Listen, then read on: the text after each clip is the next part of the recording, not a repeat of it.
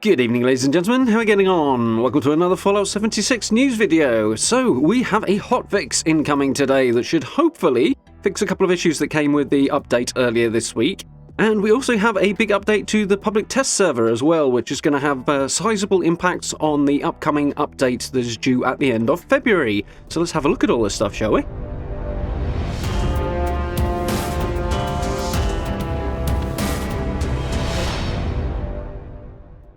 Okay, yeah, so first up we have a hotfix arriving today that is designed to put right a couple of issues that cropped up after the update earlier this week. So as I'm sure you guys are well aware, the update went out on Tuesday that took away legacy weapons and did a few other bits and pieces besides. Unfortunately, it did break a couple of things, the big ones being some carry weight mods on armor, and any guns with the word Gatling in the name also got bust, so that basically they won't shoot properly. So basically what those guns have been doing the last couple of days is having issues with their magazine. So I've been running a Gatling laser, and that I've had 13 fusion cores, which meant all I could get out of it was 13 shots before I had to reload.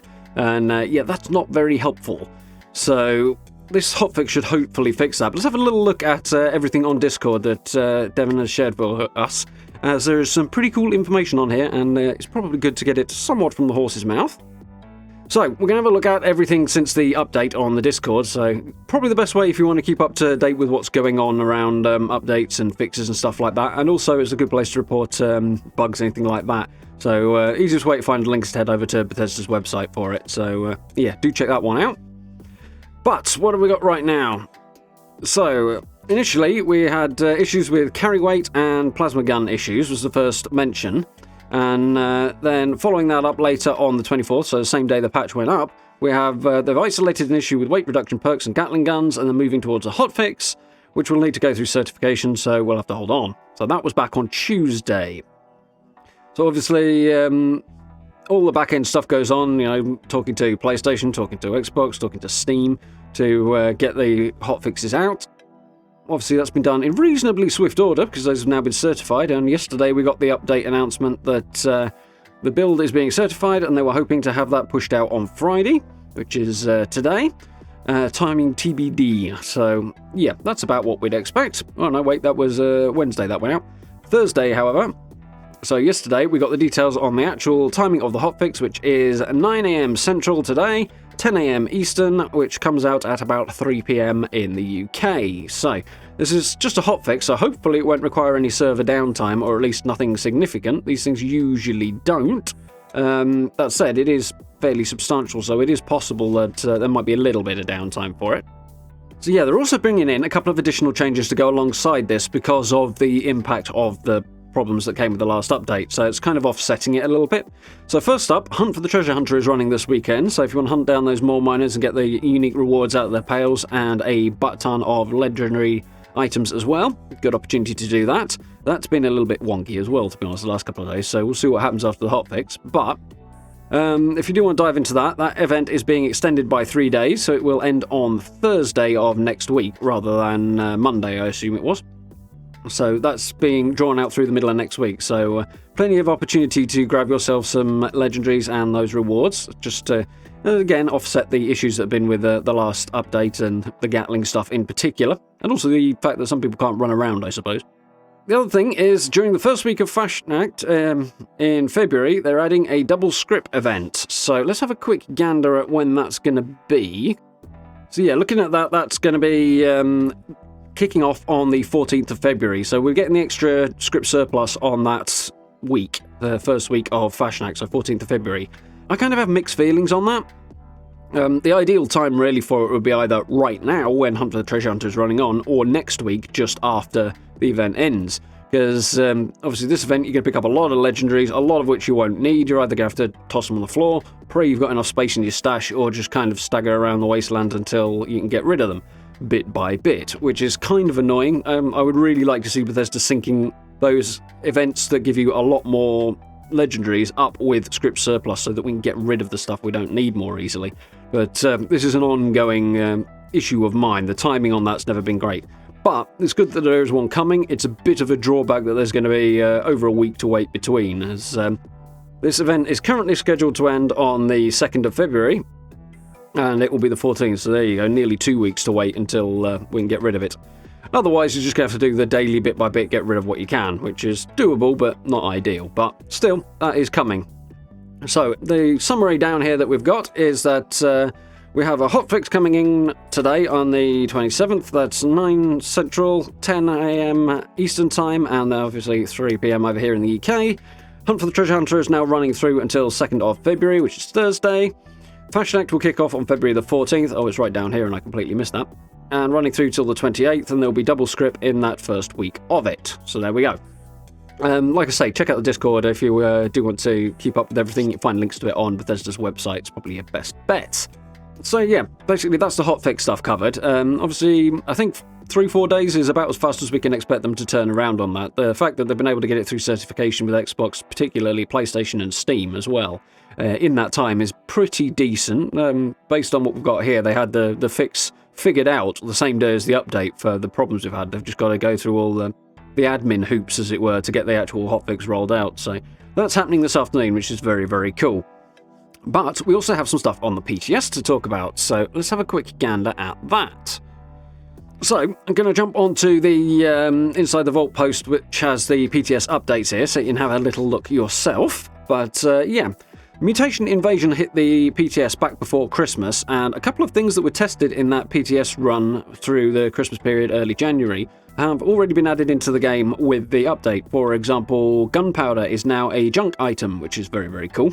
Definitely good, particularly if you're a Fallout First player, because you can now move that to your scrap box, so there's a win.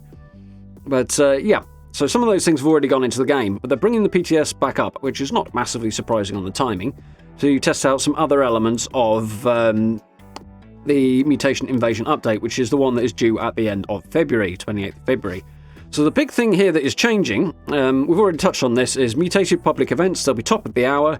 The extra mutations that you get in daily ops, so volatile, active camouflage, resilient, freezing touch, etc., that stuff will basically be applied to all the enemies in a public event. And that's going to happen at the top of the hour every hour. So that event will be mutated. Otherwise, it'll be a standard public event like any of the stuff that can crop up there, the new Nuka World stuff, or the eviction notice, or Path to Enlightenment, or whatever. But this time they'll have mutations. So the big change here that has come since the last PTS iteration is that the rewards for that were not particularly going over well with the community. Some people had varying opinions. The thing that landed with me was that I didn't think they were particularly useful. Also, for me, we're taking a game that's already not terribly challenging and making it even easier once you've got infusions. So I didn't feel like it was a good balanced addition, and not a particularly interesting one either. So they're basically, what they're doing is taking infusions out. So the primary reward for mutated events is no longer a thing. Obviously that means they need something new in there, which is fair enough. Basically what they're going to do instead, I think, is drop more significant, more practical rewards on us, I guess. So we've got the January 25th edit here that basically says, after reviewing feedback from our PTS users, we made the decision to remove infusions from this update while we reevaluate them moving forward. So the update further down will give us a bit more information. So what they've done here then is they've increased the amount of XP earned from a mutated event. They have added a guaranteed 3-star legendary, much more useful for event completion.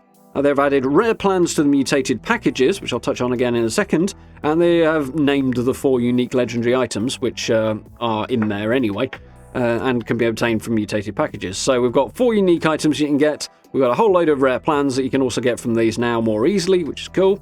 And you'll get guaranteed 3-star and more XP. So basically those events just become a bit more valuable to do. Okay, so I will link this down below if you want to have a look at this blog post in more detail and you can see what else is coming in the update so far. But there's daily ops improvements in here as well, and although they haven't mentioned it, probably a slew of new rewards. That would make sense, certainly long overdue, we can hope. But yeah, there's a couple of new locations, Capitol Building in Charleston, Garahan Mining Headquarters and Morgantown High School, and a new mutation as well, which is interesting. And aliens will be a potential enemy group as well. But there's a design change here that is very, very cool that I think we're going to be particularly excited for when this one drops. and that is that they are affecting the Scrip amount that we can get. So currently, players can get 300 Scrip per day. That's going to bump up to 500, so that'll make life a little bit easier, particularly with events like Hunt for the Treasure Hunter, but it'll mean you can pick more up, turn in more legendaries if you pick them up, and head over to Purveyor Murmur and take more advantage of the fact that she has a lot more legendary modules available than she used to have. So that's probably a good move. It's only a small boost, an extra 200, but that should make a significant difference unless you are grinding the living daylights out of legendaries and you're getting absolutely massive numbers. That should help a little bit, I think. That will probably make quite a significant impact. But obviously, Scrip Surplus will still appear from time to time and then be the thing you're looking out for on those big events like Hunt for the Treasure Hunter or the Holiday Scorch or Spooky Scorch, all that stuff that drop a lot of legendaries. The Scrip Surplus will be particularly useful after that still, I think. They're also increasing the amount of Scrip a player can hold from 5,000 to 6,000. That's less interesting to me. I mean, it's good, but if you're struggling with that, then go over to Murmur and buy a buttload of legendary modules and then go and craft up some different legendary gear. It would be my advice. I know a lot of people have their build and they're settled on it and they don't like to change, but there's some fun alternatives out there that you can try to mix up your gameplay. And if you're running out of space because you've got so much Scrip or whatever, try a different build out. Something I do quite regularly is change my build up, change up my loadout, and play with different weapons. Yeah, you may not be switching to the most powerful build in the game or whatever. So what? You don't need it. It's not that tough. You'll be fine. Like I say, variety is the spice of life. So yeah, I can recommend if you want to spice up your gameplay a little bit, make life a little bit more interesting. That would be a good suggestion, I think. So I think that's probably my takeaway from this, but extra Scrip, definitely a good thing.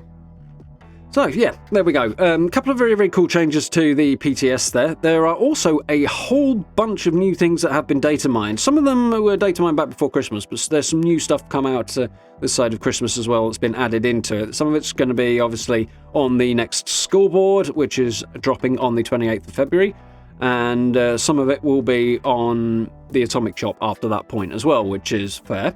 The new scoreboard, we haven't seen much about it, but looking at the stuff that's been data mined, it would seem that there's going to be a heavy cryptid theme there. There's a lot of cryptid-orientated stuff in there.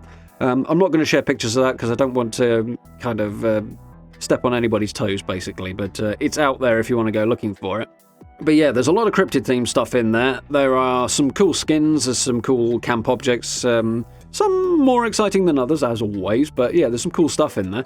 Definitely looking forward to getting to the hold of some of that. There's some new prefabs coming, or at least one new prefab anyway, that looks quite interesting and quite large, actually. So that's definitely going to be one to watch out for. One of the things I'm particularly hyped about, being a camp builder, is that there are a number of small decorative objects that have been added, or will be added with this update at the end of February, that are either going to be on the scoreboard or possibly in the Atomic Shop, but I'm guessing scoreboard. I think the information is out there one way or the other, but I have forgotten. I do apologise. Still, it's things like there'll be typewriters and toasters and stuff like that, which desk fans. I know that doesn't sound like necessarily the most exciting thing in the world, but the fact you'll be able to place these items in your camp and have sort of tabletop surface decoration, which we already have a bunch of, but more is always good. It allows you to make your camp feel more lived in, make it more interesting, particularly things like desks. We don't have a lot of stuff to put on the top of a desk. Now we're getting a little bit more, which is great. There's a few lamps that go well on there now. There's a few other bits and pieces, and desk fans and typewriters will be a great addition. Also, things like the coffee machine that was added from the Atomic Shop a while back. There's a new skin for that, so that's good for your kitchen as well. Toasters, stuff like that for your kitchen as well. If you're building a kitchen into your camp, will be a good addition to make it look a little bit more functional and lived in. And I don't know whether or not the toaster will have a function. Maybe it will, maybe it won't, probably not. But it'll certainly make the kitchen look a little bit more complete. So stuff like that is definitely something I'm looking forward to getting my hands on. On top of everything else, I've still got to get out of the current season. And yeah, as a little reminder there, you've got until the end of February, so 28th of February is end of current season, start of new season, and the update date, or as it's currently scheduled. Obviously, could change, maybe, but that's what they're aiming for at the moment. So, there we go. Very cool to have the hotfix, very cool to have a look at some of the new stuff on the PTS. It is pretty interesting, really happy about some of those changes. I think it's a good decision on removing the infusions. They were not a great particularly reward or feature or anything like that. idea. I think they're better off without that. Getting some extra 3-star legendaries, some extra XP, and some extra plans and stuff is definitely the way forward. A little bit of extra scrip is a good thing too, and yeah, definitely happy about that. So yeah, moving on in the right direction with this update. As I've said before, I'm kind of hoping there's other stuff coming in this update that they have yet to mention. On the one hand, with it being just after Christmas, I wouldn't be terribly surprised if this one was kept a little simpler, because obviously you got that chunk of time over Christmas where everybody went home and spent Christmas with families. So that kind of eats into the production time of the particular update. So if it's a bit smaller, I could kind of understand it from that perspective. But at the same time, it's got cool stuff in it. But mutated events, again, they're alright, but they're not game-changing, life-changing updates. Updates to daily ops we desperately need. They're not life-changing changes either. They're not that exciting. It's just some kind of a business-as-usual type of update, which is fine. But yeah, I feel like these need to be tacked into something that is bigger and more interesting rather than an update in their own right. Maybe that's me nitpicking a little bit, but we'll see. Maybe there will be a bit more, maybe there won't. But either way, it'll be roadmaps and subsequent updates. I think they're probably going to be more exciting for 2023, and we'll have to keep an eye out for those, because I was half expecting us to have a roadmap by now, but we obviously do not. But we'll see. It's usually late February, early March that comes out, and with the update being scheduled for the end of February, maybe we'll have a look at the 2023 roadmap in the next couple of weeks. Maybe. Keep our fingers crossed and kind of keep an eye out for it. Obviously, as soon as that does drop, I will be all over that, and we'll be bringing you the latest. So do keep an eye out for that when you get a chance. So, hope you guys found this useful and informative. If you did, you know where all the buttons are and all the links and all that good stuff down below. Do check that out. I very much appreciate the support. It really, really helps out. Join us for live streams as well. We are, of course, playing 76. We're working our way through Red Dead Redemption 2 as well at the moment, which has been really good fun. So I hope you join us for that as well. And yeah, in the meantime, thank you very much for watching. And I look forward to speaking to you all very, very soon.